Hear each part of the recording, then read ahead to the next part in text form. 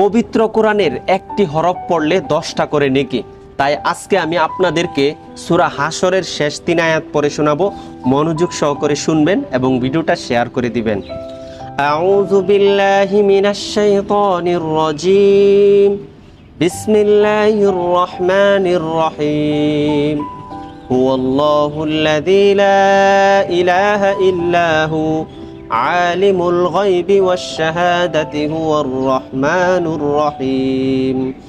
হুয়াল্লাহুল্লাযী লা ইলাহা ইল্লা হু الملك القدوس السلام المؤمن المهيمن العزيز الجبار المتكبر سبحان الله عما يشركون هو الله الخالق البارئ المصور له الأسماء الحسنى يسبح له ما في السماوات والأرض وهو العزيز الحكيم সদাকাল্লাহুল আযীম।